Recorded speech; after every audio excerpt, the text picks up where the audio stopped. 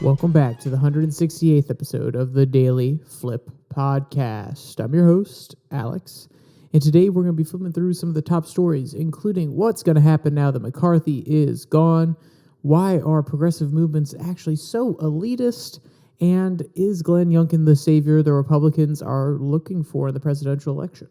And of course, we will end today with our Daily Delight, a story meant to leave you feeling positive and ready to take on the day.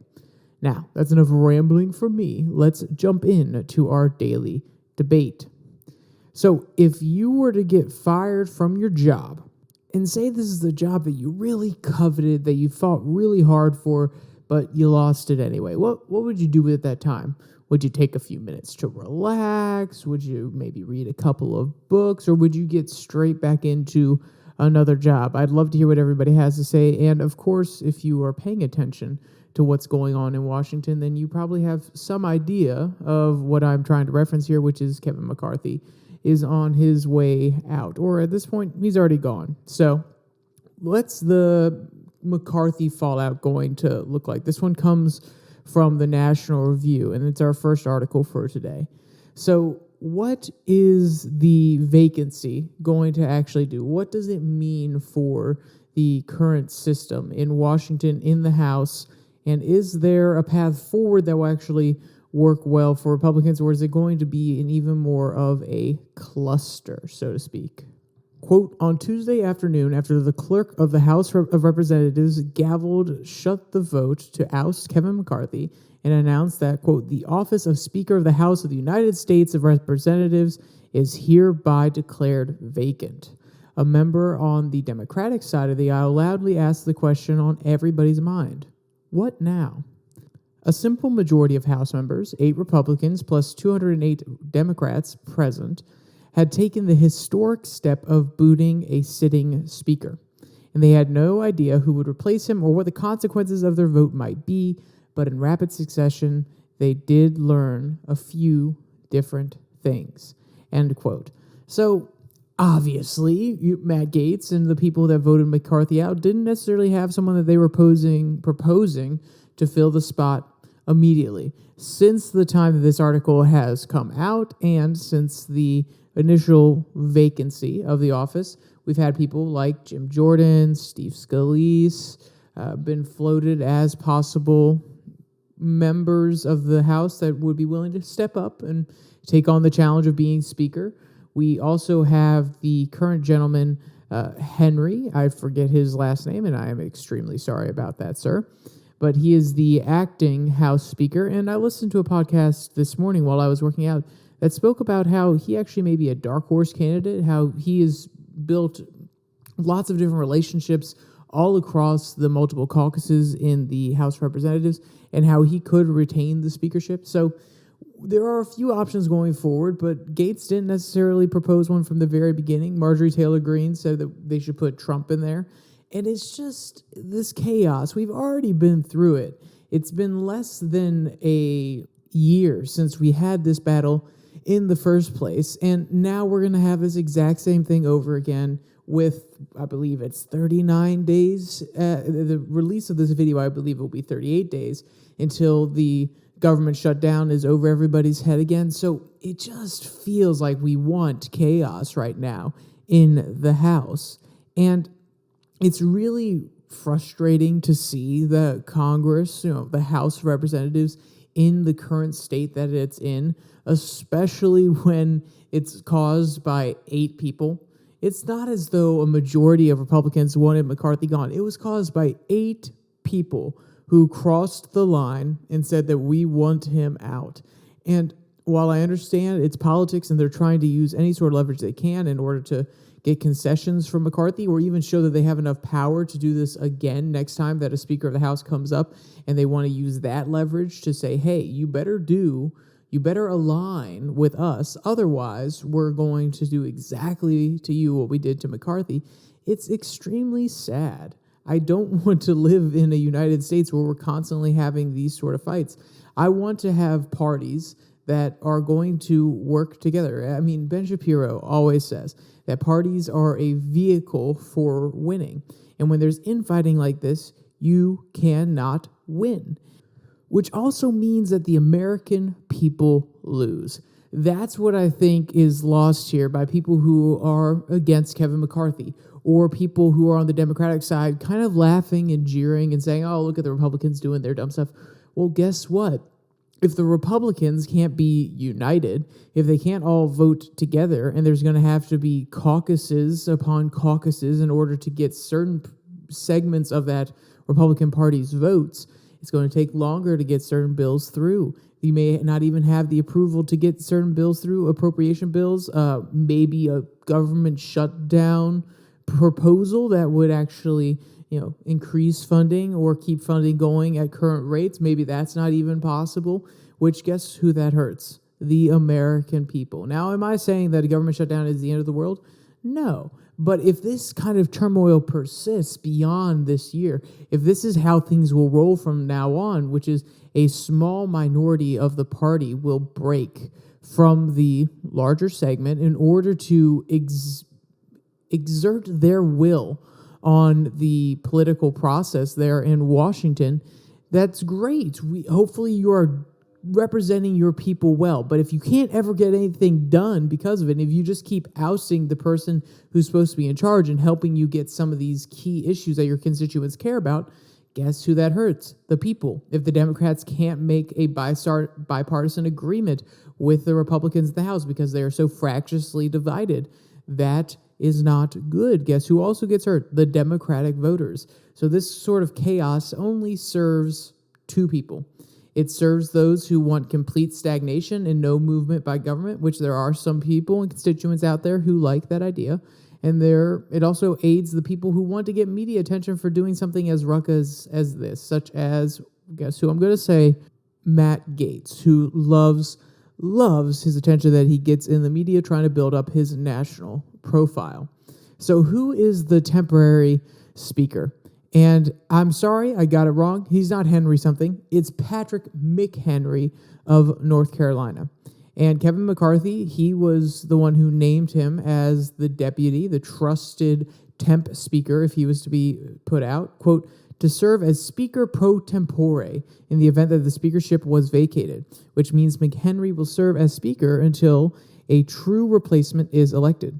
McCarthy announced at a press conference that he would not try to recapture the job he had just lost and was non-committal when asked if he would remain in Congress. At a press conference, a loose and chatty McCarthy was happy to settle scores.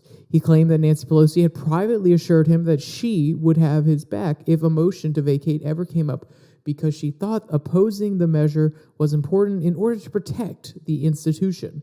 One of the Speaker pro tempore McHenry's first official actions was to kick Pelosi out of her office in the Capitol, end quote.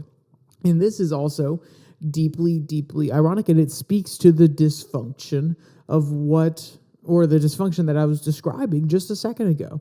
Not only are the Democrats turning on the people that they made promises to, apparently, this is probably closed door meetings. We don't have a quote or a signed statement from Nancy Pelosi saying that she would 100% back McCarthy if something like this came up. But when you make promises like that to protect the institution, and then also you have somebody who's coming in as the pro tempore speaker, and kicking Pelosi out just to be, political in nature, just to score points, just like Matt Gaetz did. This is all more chaos. It does no good for the people of the United States. I've said it 3-4 times already, but it really doesn't. It's not going to get us anywhere. So when you have this sort of back and forth within one party, or when you have a backstabbing between one party or another, when the promise was to protect the institution, these things are just politics. And yes, I know, we're in the game of politics. That's exactly what the House is. But can we not rise above it? Can we not be better than this? Can we not have faith in our institutions to work a particular way? Because this is something else that speaks to the chaos that I mentioned. And then guess what is bred of that chaos? Guess what comes out of that chaos when people are watching the TV, seeing this happening? They are saying, One, oh, these are just ordinary people with vendettas like everybody else, which, while it is true, and you shouldn't necessarily idolize anybody in government, we should see them as the best of us, not just anybody else, because then you have no reverence for the office that you're putting people into. But also, it just breaks the trust of the American people. If you elect somebody to get a job done in order to help you and your constituents to speak about the issues that you care about, and all they do is play a political game when they get up there, we lose faith in our institutions. And I think this is why a lot of American people are jaded about the process in general. This is why Trump came up the way he did. He took advantage of social media and being a star, and also spoke to the part of Americans that see what's going on in Washington and understand how stupid the game is there. And if we're not going to see another more populist movement here in the next few years, I would be surprised if we don't. I'll put it that way. Because when you see stuff like this, what other conclusion can you come to besides, oh, wow, the people that are going to serve, the people that we have put in power, the ones that we have entrusted, they're just letting us down. And they always will let us down because they can't get past their petty grievances. They can't be higher. They can't respect the institution. And if they can't respect the institution, then why should we? But there were a few surprises that came out of this whole McCarthy situation. And I think there's an interesting quote towards the end of this article that I want to highlight. Quote, perhaps the most surprising GOP vote to oust McCarthy came from the self-styled moderate Nancy Mace of South Carolina. Speaking to the reporters outside the Capitol, Mace said that she was upset McCarthy had not voted on all 12 appropriation bills and accused him of breaking promises to hold votes on bills she'd introduced, such as a measure to help clear a backlog of rape kits and another bill to make it easier for the FDA to approve different forms of contraceptive for over-the-counter use. Mace also seemed miffed that, quote, the speaker decided to call my staff yesterday rather than call me. At this press conference, McCarthy said to reporters that they would need to wait for the book to get his thoughts about Mace.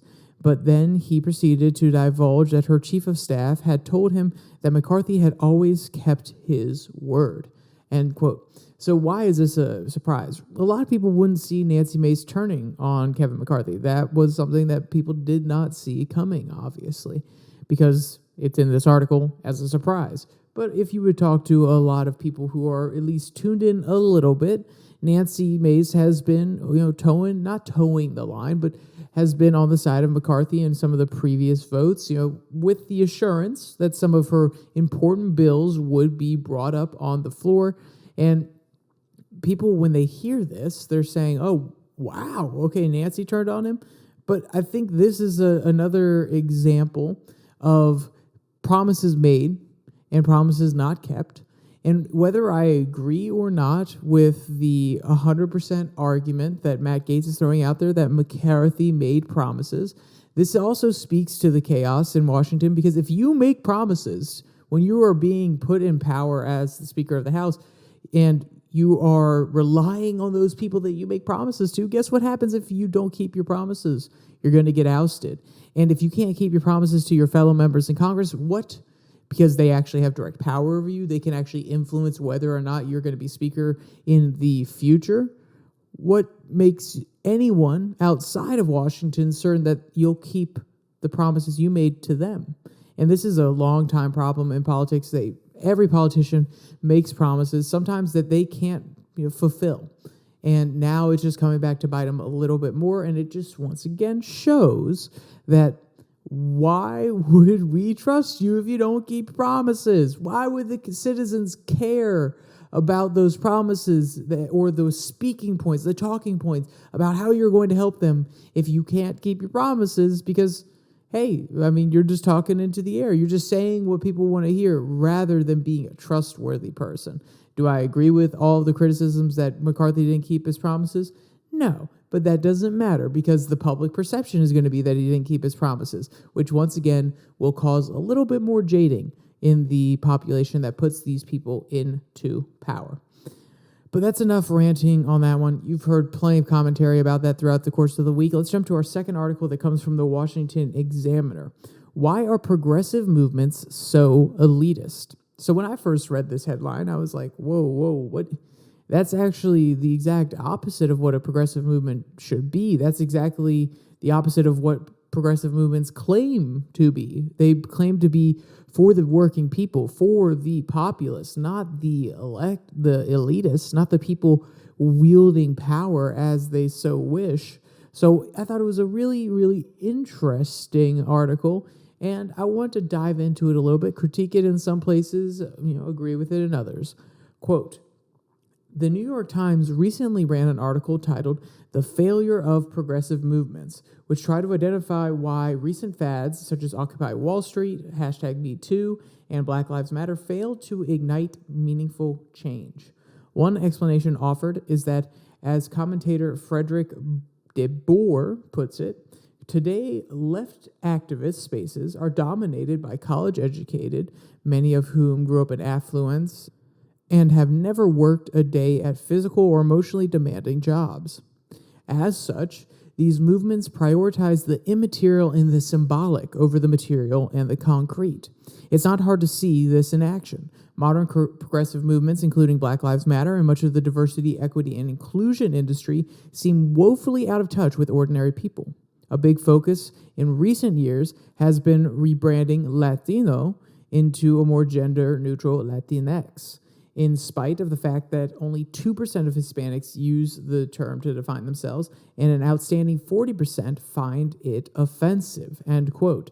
And I thought this was something that actually resonated a little bit, because you see a lot of people coming out of college not necessarily knowing what to do with their life, and they've spent this time in a liberal arts education, gaining some of the more, I don't want to say liberal talking points, because there are plenty of college students who don't come out liberalized, but a lot of them have been told about these injustices that have been perpetuated on people that are less fortunate than them, who haven't been able to make it to college, and maybe they feel a little bit guilty. Maybe they feel as though because they're educated, they can actually make a change in the world, so they go out and they become activists.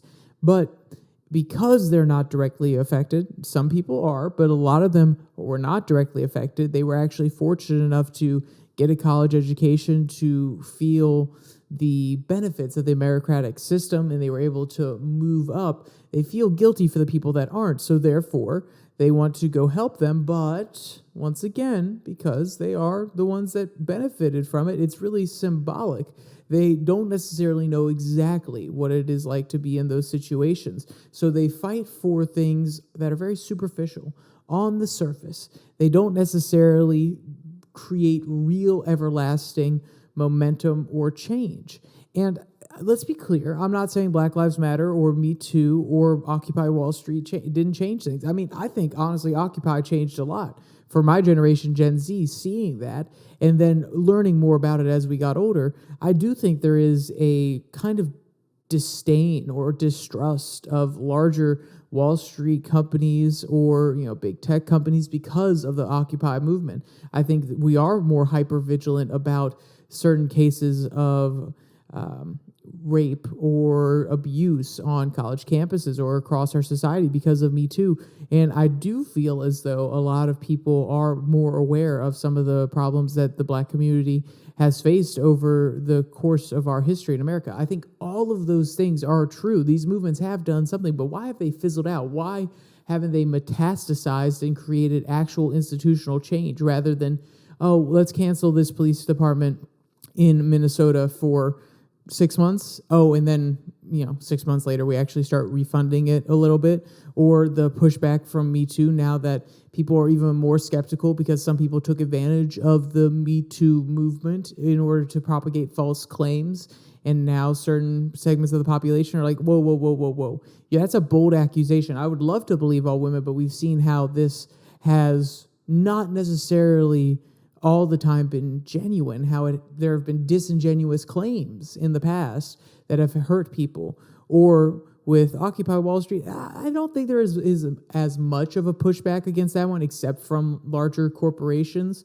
But even then, I think the populace is pretty much on the same page on that one. So I think out of the three, that is one of the most effective.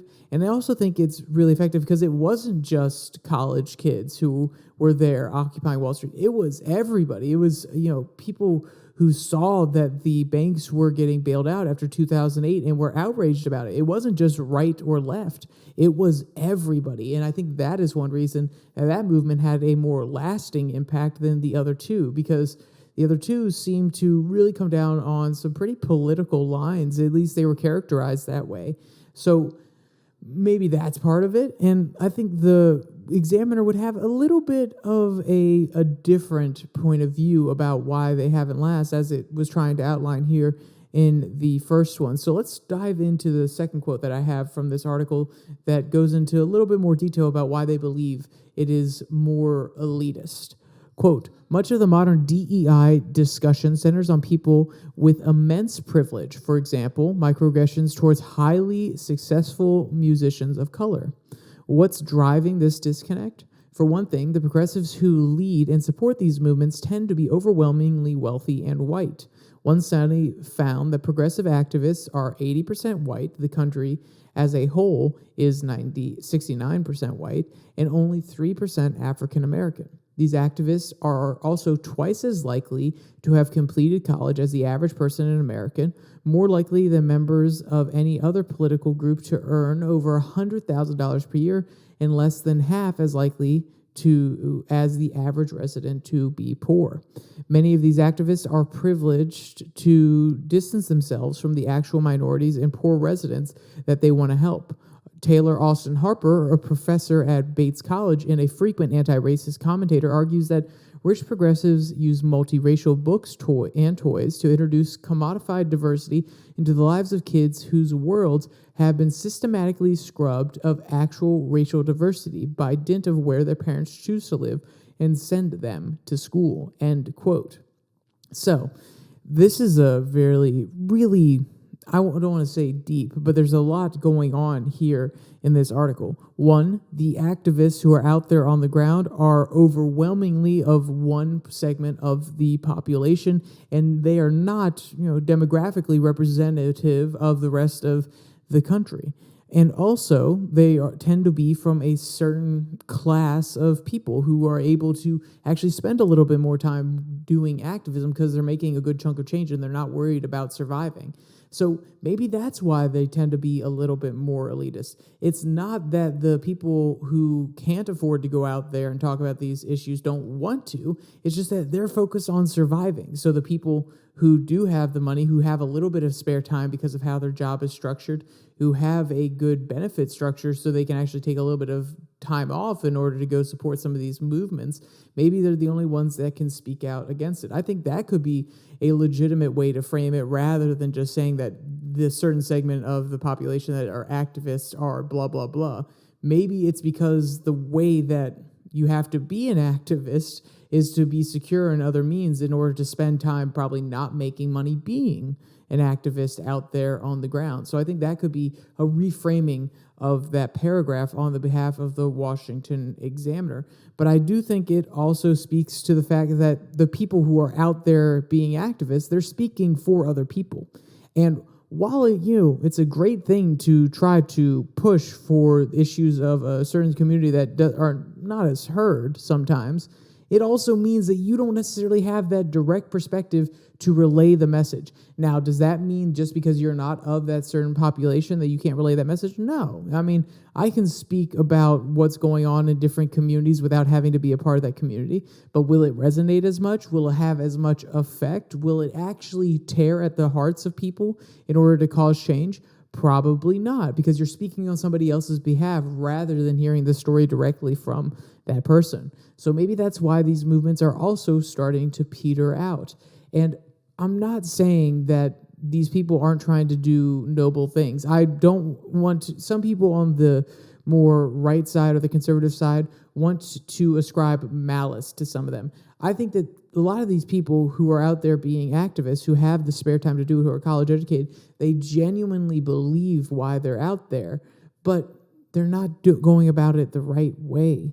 They are just speaking into the ether and talking to more people who are just like them, rather than building from the grassroots and finding the people in the communities who are being hurt and elevating them to spread the message and talk about these issues. I think that would be a more effective way of going about it.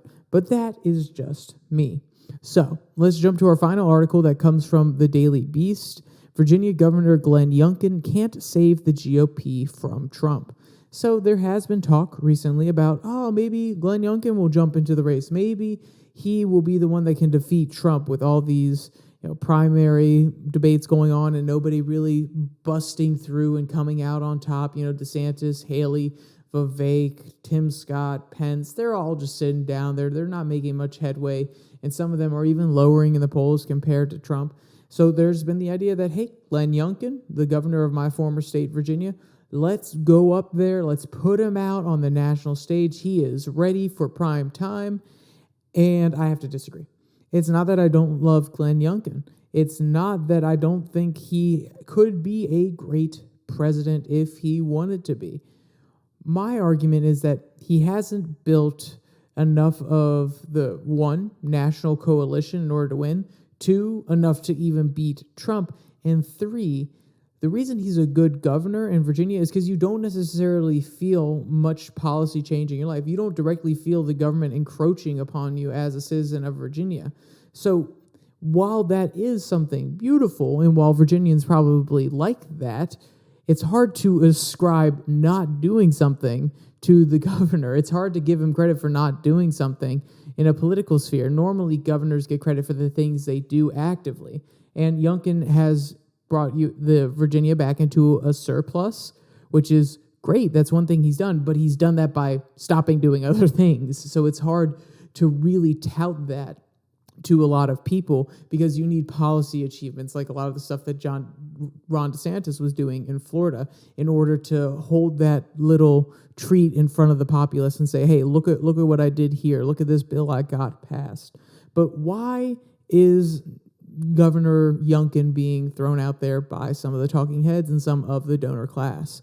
Quote, with Donald Trump continuing to dominate the 2024 Republican primary field, some Republicans are praying a new savior will rise from these streets.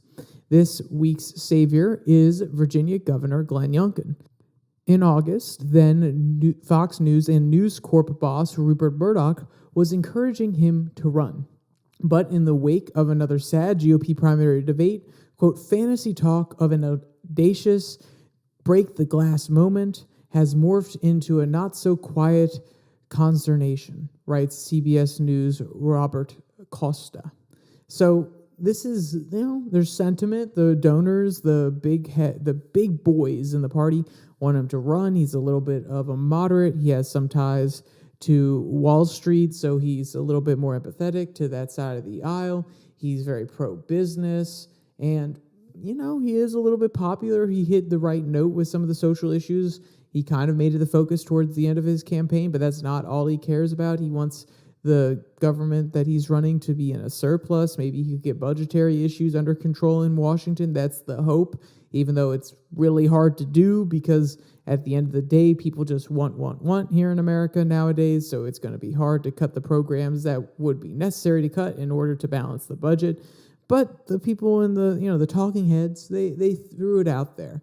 But why is this not going to work? Quote, desperate non-Trump Republican donors and activists haven't reached the acceptance phase of Trump's inevitable nomination, although they have accepted the fact that nobody currently in the GOP field can beat him. Instead, they were entering this deus ex machina stage. The sort of denial seems to happen every 4 years. In September 2003, General Wesley Clark entered the Democratic primary after a few months of fanfare. As the New Yorker noted, quote, Clark was what Bill Clinton had reportedly declared him to be, the only Democrat besides Hillary Clinton who qualified as a true political star. After being wooed by a draft Clark movement, the star fell precipitously. He dropped out of the race before Valentine's Day in 2004, end quote. And the article goes on to list a whole bunch of these other star candidates who should come in from the wings and then they have to exit because the political reality doesn't change. And I'm sorry, Glen Youngkin, this ain't your time. DeSantis is probably going to run in the next election if Trump gets through this time. And I would say you stick out of that one too. Maybe you find a way to stay politically relevant for a while and then you run after that. But even then, maybe you should just stay on the governor level. Maybe you are cut out to be a great governor and you shouldn't go any further than that.